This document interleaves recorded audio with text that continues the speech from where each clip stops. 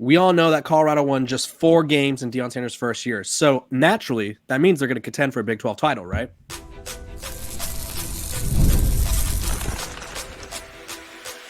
You are Locked On Buffs, your daily podcast on the Colorado Buffaloes, part of the Locked On Podcast Network, your team every day. Welcome to Locked On Buffs. I am your host, Kevin Borba. Today's episode is brought to you by FanDuel. Make every moment more. Right now, new customers get $150 in bonus bets with any winning $5 bet. That's $150 with any winning $5 bet. Visit FanDuel.com/LockedOn to get started. Joining me today is the host of Locked On College Football, Spencer McLaughlin. Spencer, thank you for joining us. It's always a pleasure having you and your insight as we talk about Coach Prime, college football, and the craziness that always happens. And Joel Klatt is stirring the pot on a random Monday in June. Yeah. He goes on the Colin Cowherd show, or the Herd, whatever they call it these days. And he did say, which I want to give context. He said if Shedeur Sanders is healthy, Travis Hunter's healthy, health was a factor, things were a factor. But the sentiment is Colorado can be a contender in the Big 12. What do you think when you hear that? Like, what needs to go right? Is that like the biggest jump could have imagined for this program? Like, what are your initial thoughts when you hear Colorado contender for Big 12? Because that means they're a contender for the playoff then. No way. That's my first answer. And look, I think Colorado's a better team this year. I think their offseason moves have been very trenches oriented, and that's what they needed. They couldn't stop the run. They couldn't protect Shedeur. Those were their biggest downfalls a season ago. Shedeur was great. You had good receivers. You had a couple decent players in the secondary as well, but the trenches were an issue, and they have addressed that. And it's why I have been, before everybody starts calling me a Colorado hater, I have been on the Colorado over win total since win totals first came out in the spring. Their win total of 4.5 came out, and I went on my show. Some have said, mostly the voices in my head, that Locked On College Football's influence alone pushed their win total from 4.5 to 5.5, because every chance I got, I came on the show and said, 4.5 is ridiculous. That's such an over. It's such an over. And then all of a sudden, it got bumped up to 5.5, and I felt pretty vindicated there. I still feel like they're over 5.5. I think it's a dicier proposition because the back half of their schedules we'll get into is really, really tough. But to say you're going to go from a 4-win team, even with the number of offseason moves they've made, to contending in the Big 12, do not see it. This is the deepest conference in America when you're looking at the number of teams that can reasonably win the conference title. Colorado is not one of those teams. It doesn't mean they won't be a good team, but they will not be a conference contender this year. I think their absolute maximum ceiling, if everything goes perfectly, 9-3. And 9-3, in all likelihood, not getting you to the Big 12 title game. It's a great year, though. 100%. I think making a bowl game would be a good season, because when you're starting from scratch, progressing in year one as they did, that's a success. Getting to a bowl game, winning, somewhere in the 6 to 8 game range, that would be a really, really big success. And then in year 3, that's when you can start talking about contending for a conference championship and a college football playoff spot. But I think that is asking too much and saying too much. Just because they have improved, they're not the only team in the Big 12 that's improved. I think it's easy to talk about one team and get into, a tunnel vision mindset of, wait, they got this better, which they have. They do have good players here. But they're not the only team that's had a good offseason. They're not the only team that has a good quarterback, not the only team that has a coach with a history of winning. I just think that there are too many teams in the Big 12, and Colorado's needed improvements are too drastic from a year ago. I expect them to be improved. I do not expect them to compete for the Big 12 championship. I think Joel is letting his Colorado fandom peek through just a little bit, but happens to us all. These are going to sound like Colorado goggles, but these are actually Big 12 goggles. And so his point makes sense to me, but not in the way he means it to. So let me explain.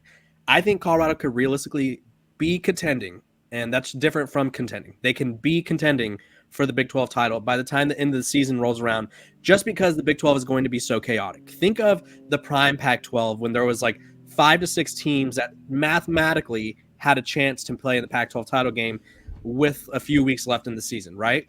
I think that's going to be a situation that Colorado kind of finds themselves in before they get to that final stretch, which we'll talk. I'm just going to highlight it now. We talked about it off the air. It's brutal. They end the season 4 games. They go bye week after Cincinnati, who is probably the second to worst or worst team in the Big 12. Then they go bye week at Texas Tech, which is Texas Tech at night in November. Scary game. And by the way, Yeah, go ahead. speaking of teams that have had a good transfer portal offseason and are going to be better than they were a year ago, Texas Tech is right in that mix. And playing them on the road, they had Oregon on the ropes last year, and I think Texas Tech is a better team this season. Texas Tech was the reason I thought Colorado could have kept it close with Oregon, because I didn't think they were that good. And I was like, well, Texas Tech can do it. It was one of those kind of bop me in the head moments. Then they have number 10 Utah, which these are projected rankings. Number 10 Utah. Then they go to Lawrence to take on, or they go to Kansas City, Arrowhead Stadium to take on the Kansas Jayhawks. And then they conclude the season with the Big 12 runner-up Oklahoma State Cowboys. That's a tough stretch. But I do think that the Big 12 is going to be there's going to be so much parity that there's going to be a way where, like, if Colorado wins this many games and this team loses this many games, and like it's going to be like a combination contention, I think, because the Big 12 is just so good that it's going to hurt themselves. That's what happened to the Pac-12 pretty much every year when it came to the playoff. The FPI dropped yesterday. I talked about it. I'm sure you talked about it as well. If I remember right, the Big 12 had 9 of their 16 teams in the top 35.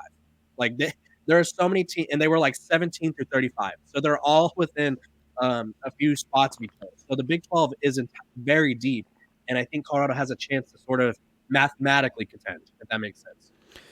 I see that angle. The issue I have with it is the record that is required to even be in that mix. Like, right.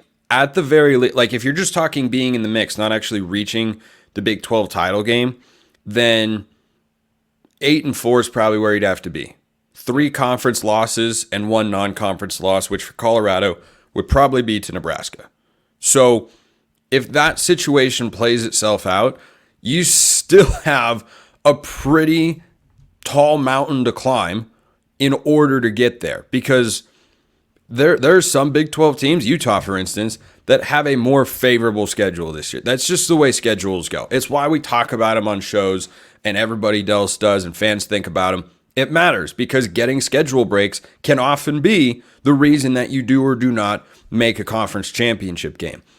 I think the front half of the schedule will allow for Colorado to reach a bowl game, but the back half of it, I mean, I don't know how much tougher in the Big 12 you can get. You're playing 3 of the top 4 teams I think you're playing the top 3 odds teams to win the Big 12 on this schedule, and not everybody's doing that consecutively. Yeah, not even because they finished because Oklahoma State is 3rd, right? Yeah, and then they also have Kansas State and Kansas on the schedule. Like, their last 7 games, 5 of them are against ranked opponents, and 5 of them are against what are considered the top 5 teams in the Big 12. So yeah, I don't know.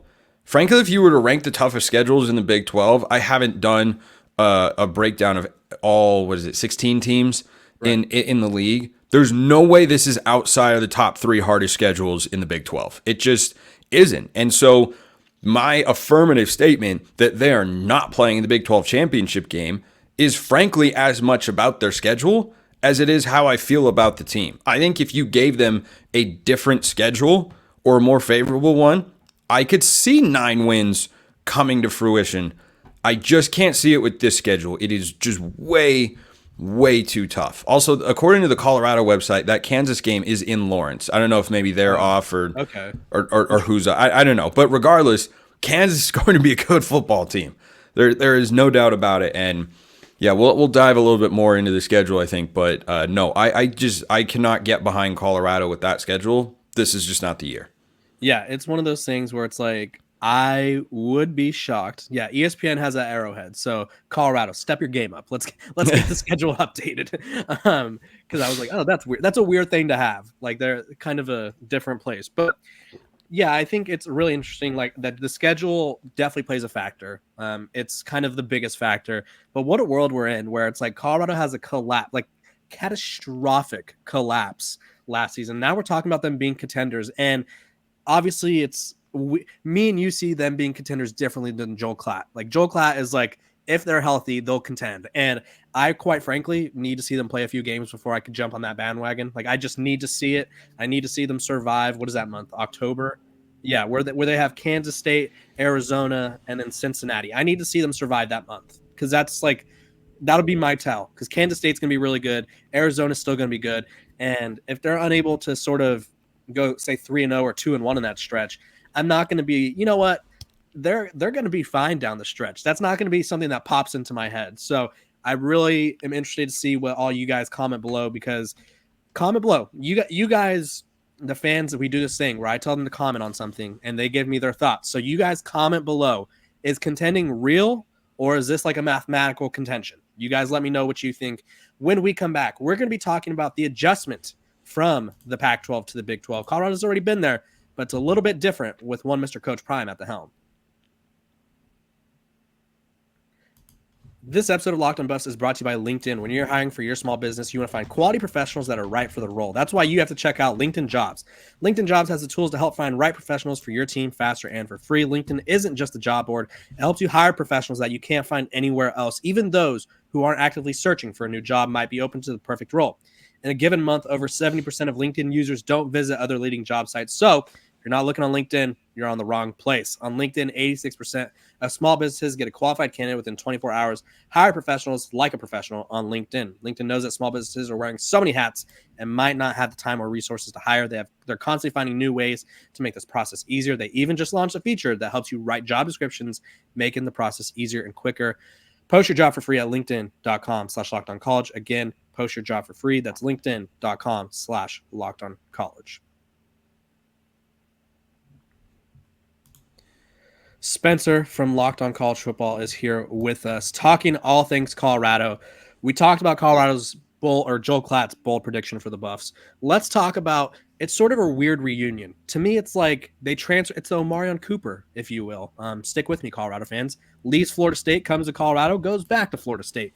Colorado left the Big 12 for greener pastures, which was the Pac-12 at that point, was one of the strongest conferences in college football. Shout out Larry Scott for really handling that, and George. Yeah, good work. Yeah, great work. Good thing they got their pays, though. They got paid quite well. They got compensated quite well. But Colorado is now back in the Big 12, and Colorado was actually the first team not named USC or UCLA to jump the Pac-12 ship. So let's talk about the sort of monster that they're diving into, how it's similar, how it differs. What is the biggest thing that stands out to you? The biggest thing? Yeah. Like the biggest difference. Well, I think it's a more I think it's a more winnable league. Yeah. I think it is a much more winnable league compared to what the Pac was, where you had Oregon and Washington. Like Utah is the favorite this year in the Big 12, and I think they should be. If you had kept the Pac-12 together, they would have been third at the highest, and they could have been fourth or fifth, depending on how things had shaken out and which coaches would have stayed. Like, I think if the entire pack had stayed together, you'd still have Jonathan Smith at Oregon State. You might not have Kalen DeBoer at Washington, so Jed Fish might have made that jump, but maybe maybe he does, maybe he doesn't. But I think that for Colorado, the advantage of being in the Big 12 is that you don't have as many big time programs to go up against. That doesn't mean you don't have a lot of really good ones. You do. But how many playoff wins do you have amongst the teams in the Big 12 versus and how much playoff potential or how many playoff potential programs, playoff capable programs do you have in the Big 12 versus what you were going to have in the old school Pac-12? Like Oregon, Washington, I know USC can get to that level with Lincoln Riley. Utah can be there. Arizona, with Jed Fish, like they were going to be a really, really good team this year. And I have a thought on Arizona I'll share in just a moment that Colorado fans will actually like. But I think that's the biggest thing is, as you go into this rebuild under Coach Prime, you're in a conference in which, it looks different geographically, but it's just not as strong. It's every bit as fun. It is a wildly entertaining. It's going to be the most entertaining conference title race in college football. You don't have a team with shorter than plus 300 odds to win it right now. Yeah. And that's a crazy thing. You look at every other conference, Ohio State's under plus 200. FSU and Clemson, I think, are both around or under plus 200. Georgia is the big time favorite in the SEC. Like, you have teams that everyone's kind of looking up at. Yeah, Utah is the favorite, but I don't think the gap between Utah and the next team in terms of where their favoritism should be to win the Big 12 is anywhere near what it would be for, FSU to Clemson even. Like, I think FSU is a pretty solid favorite over there in the ACC. I think Georgia even more so in the SEC. So I think it's a more open league. It's a more gettable league, and it's got an automatic playoff berth just like those other ones. So if you are able to win it, that's the upside. But on the Arizona front, that game that they play is in Tucson, unfortunately, or I might really pick this. There are very few college football games on the schedule that I'm making an outright selection for here in June. I'm saving that probably until August and Makes such. Sense. But because you gotta let these things marinate during the offseason, Kevin. Let it simmer. That would be an early upset candidate for me. Ooh. Because I'm not very high on Arizona. And I think Arizona will be a bowl team. I don't think they're the Big 12 contender that they would have been had Jedd Fisch stuck around. If Jedd Fisch stays at Arizona and keeps all the players with him, I think that Arizona should be the Big 12 favorites. But that didn't happen. That's not the world that we're living in. And they kept Sicario Davis from transferring in the secondary, and that helps. And Arizona fans don't care for me making these particular comments, but this is just the way I feel about it. They have not, like, a lot of the guys that transferred from Arizona to Washington are not starting caliber players. There are probably about 3 or 4 starters in there. Guys like Ephesians Prysock at corner, Jonah Coleman at running back. Like, they have lost a handful of starters to the transfer portal. It is not everybody.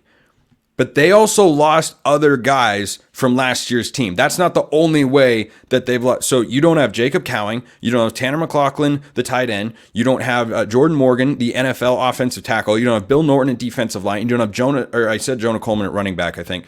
But like you get the point. You start to add it up, and their recruiting classes are fine.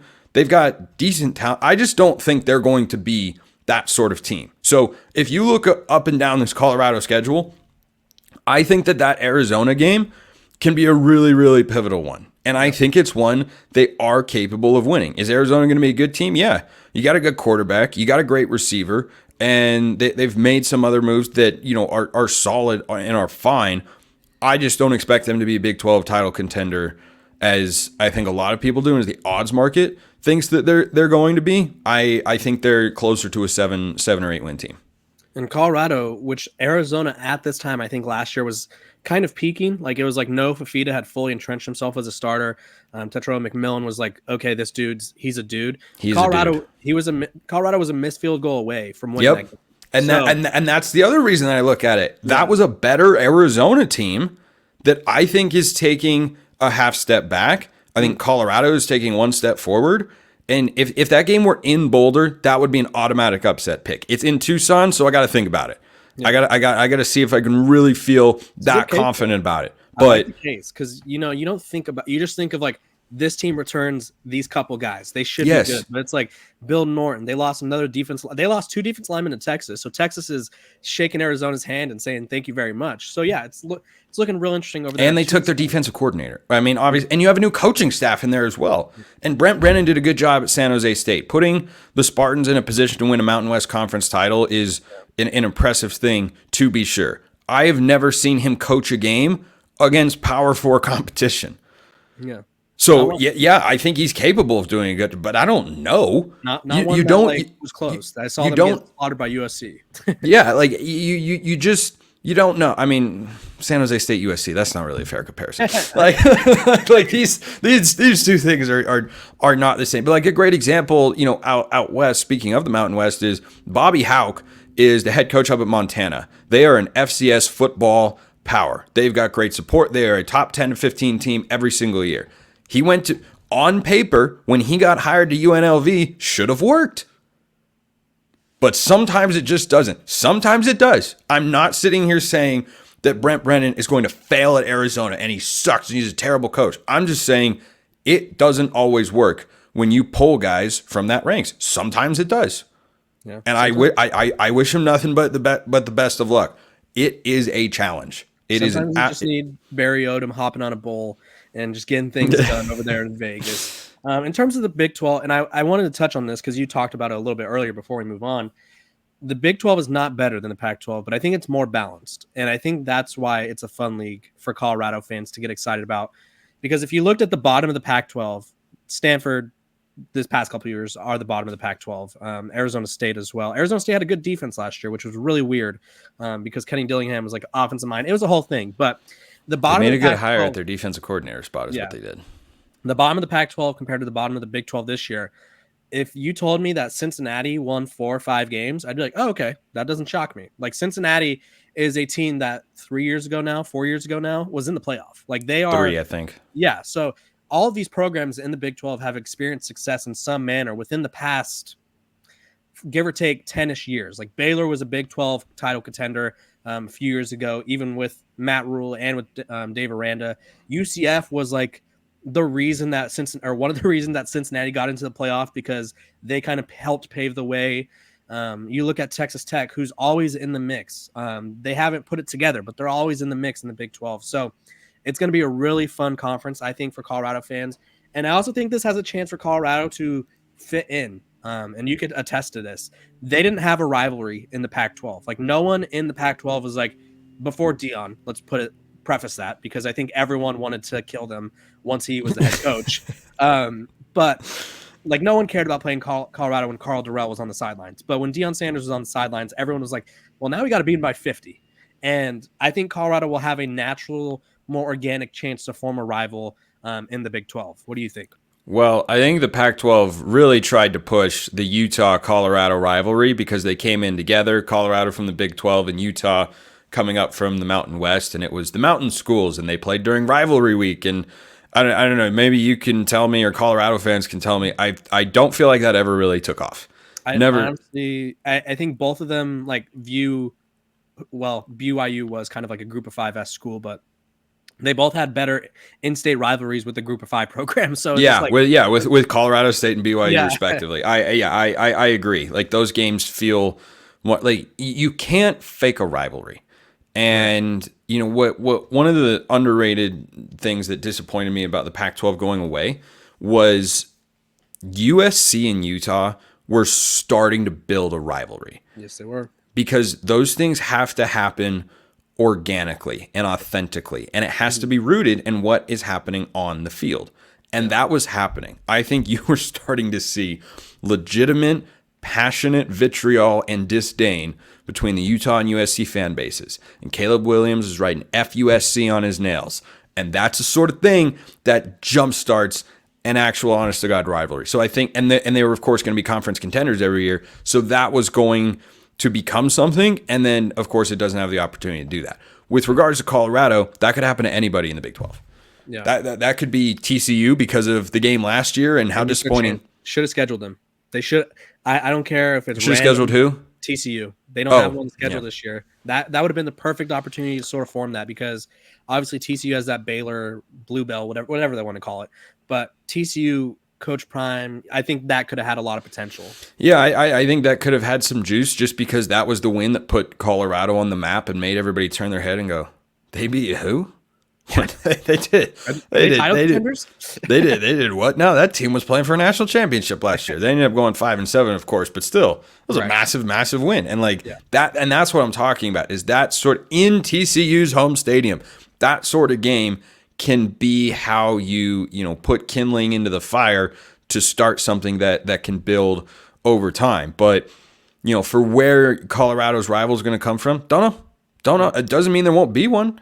Like maybe it'll be with a former Pac-12 school to try and have an edge about, no, we're the better former Pac. Maybe now with Utah it'll be more of a thing because Colorado left the Pac-12 and Utah wanted it to stick together, and then Oregon, Washington left, so that forced Utah's hand.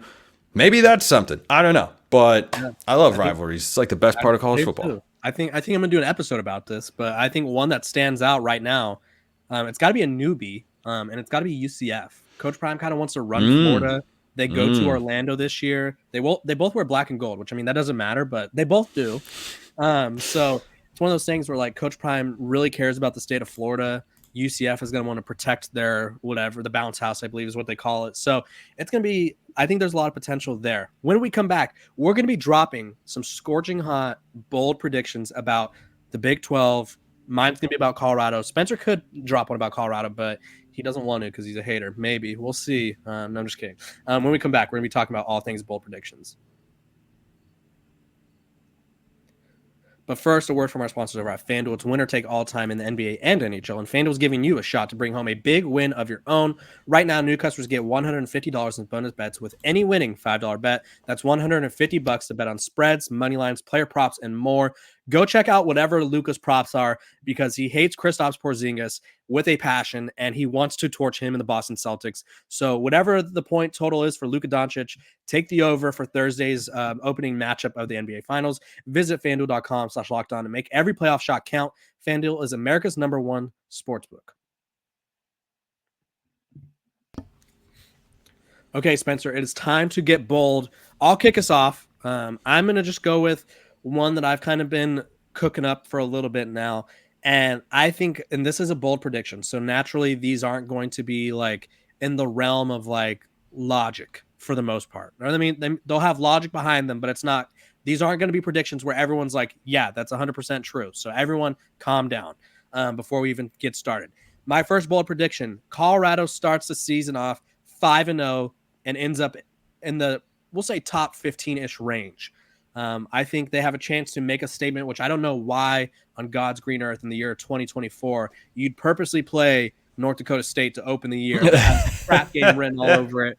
Don't know who made the schedule, but that was not the best move because regardless of when they made it, North Dakota State was winning time. Do you watch Family Guy? I've seen it, yeah. Do you know the scene where Peter's going over to intimidate Meg's boyfriend? Yes. And he gets the shotgun out of the car? Yes. And he's going to the door. He's like, I just want to talk to him. I just want to talk to him. I just want to talk to him. That's how I think some Colorado fans look at that North Dakota State game and feel like, who's scheduled? I just want to talk to him. Yes. I just want to shoot him. I just want to talk to him. Peter Griffin on the show. Thank you for joining, indeed. Peter. In the flesh. It's great to be here. Tough schedule, though, because realistically, unless they scheduled it 20 years ago, then I don't know. But I'm assuming they scheduled it. Like, if you're scheduling an FCS game, don't pick a team that's why that one? 9 titles in 13 years would not. And they beat, I think it was number 10 Iowa a few years ago. So they will. Tough matchup. But either way, let me continue, I guess. We got sidetracked by our own discussion. Sorry. They start off 5-0, which would include a big win over North Dakota State on a Thursday. So everyone's going to be tuned into that game. That would include at Nebraska, which is going to be as hostile as it gets, at Colorado State, which was a hostile game this past year. There's more beef with Jay Norvell, his wife calling out Shador. It's on the road in Fort Collins, so Colorado State fans are going to show out. Baylor, Dave Aranda is coaching for his life. Let's just call a spade a spade. He's coaching for his job. And then UCF, possible future rival, on the road. So Colorado is going to have to win 3 road games to make my prediction come true and be an FCS champion. So that feels bold. But if they do that, that has top 15-ish, I would say probably 17 in the country written all over it. Yeah, it definitely would. I mean, Baylor will just kind of get you some credibility for beating a Big 12 team. UCF has got some pretty lofty expectations. I think they're going to be the best of the former G5s in the Big 12 by a landslide. Colorado State, North Dakota State is more about winning and not losing. There's personal beefs there. And it's also more about a loss hurts you in those games more than a win helps you. And, Colorado State, their win total is 6.5, according to our friends at FanDuel in the Mountain West. Like, they'll be a decent Mountain West team, but like a loss looks bad because, oh my gosh, it's a Group of 5 team. But a win is like, oh yeah, that's what you're supposed to do. So the key is that Nebraska game. And that's the one that I think is the toughest of the bunch. I think you can make an argument for UCF, but I think Nebraska is a good football team this year. They were not a bad football team last year. I think that win that Colorado had, what was the final score, like 36-7? It was 36-14, I think. 36-14. Okay, as the year went on, that win looked better and better. Nebraska was almost a bowl team. They were a 5-7 football team. They were playing a bunch of close games. Like, they weren't great, but they were not terrible. And I expect them to be better because their quarterback situation is going to be improved. It cannot So much better. cannot possibly get worse. I know Dylan Raiola is a true freshman. I don't expect him to be a Heisman Trophy winner or contender or do some Trevor Lawrence stuff. But he can. I don't see how he could be worse. Do you want to hear an actual stat? This is a real statistic from a college football team in 2024, but it's from 2023. Last year, Nebraska did not have a wide receiver or any pass catcher with more than 310 yards receiving on the year. Kevin, correct me if I'm wrong. Alec Iomanner went for 254 in a game. Didn't Omarion Miller have some game where he went for like 170 or so? You think about I'll correct you for Alec just for the sake of the meme. He had 294. Oh, okay. He had 294. He almost had 300 alone. that is more than the next two receivers that are returning for Nebraska this year. Their weapons and quarterback chemistry, it didn't exist. Yeah. It did not exist. They didn't know each other. They were they did not know each other. So like, you're running routes for me? Oops. Yeah. So that offense was so bad, but that defense was so good. And so winning that game in Lincoln is not going to be easy. It is going to be. I think, and I don't want to pretend like I know the capacity of every stadium on Colorado's schedule, and I'm not going to pretend I do. But I think UCF's might be close, but Nebraska might be the biggest stadium they play at with over 100,000 people. I think it is. I don't know of what. Arizona, no. Kansas State, no. Texas Tech, definitely not. Utah is not. Kansas.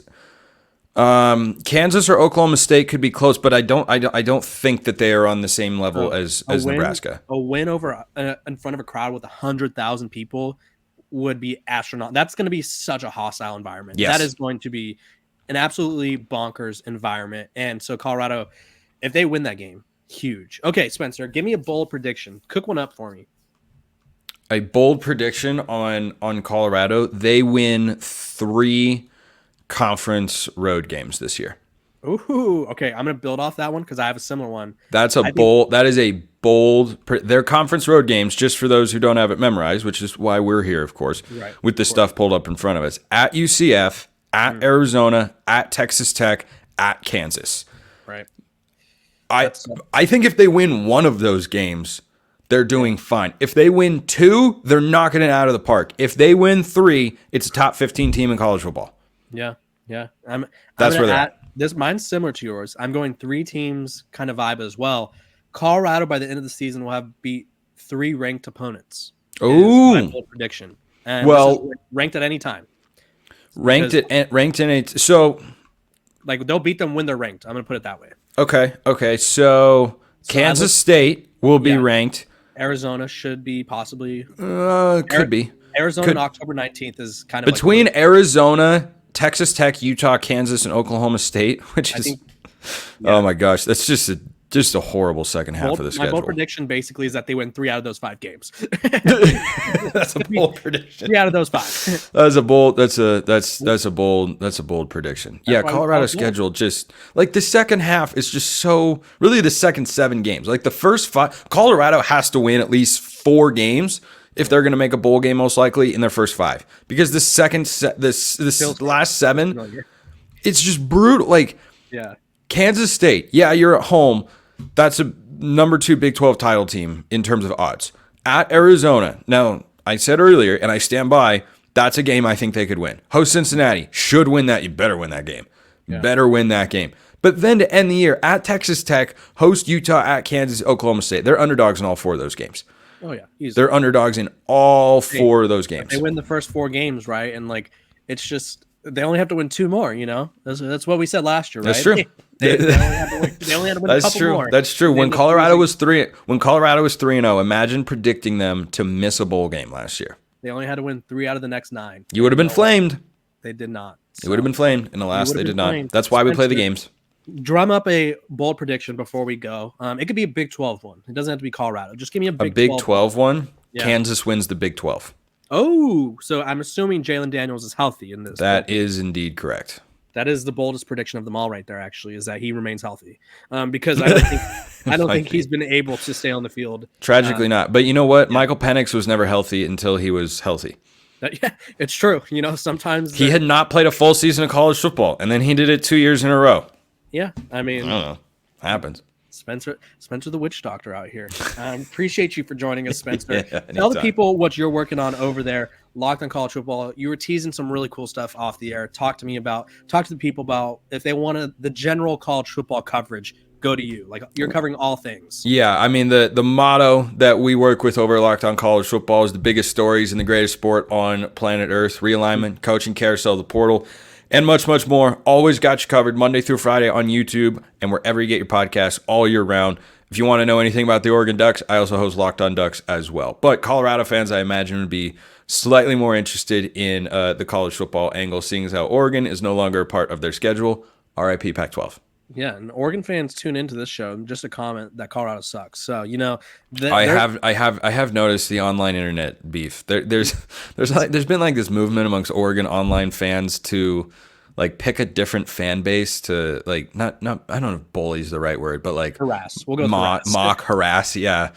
Right now, it's I don't know why. Maybe because it's June. I'm like, look, just tune into Locked on Ducks and let's talk about Oregon instead. Same thing. Tune into Locked on Buffs. We're free and available wherever you get your podcast. Who doesn't love free things? Make sure to like, subscribe, share this with a friend, share it with your mom, your dog. I don't care. Share it with someone. Let's grow the site. Let's grow it more and let's have some fun. We have some really cool guests coming up, like Spencer. We have some more great guests coming up, and it's going to be awesome. Appreciate you guys for tuning in. See you guys tomorrow.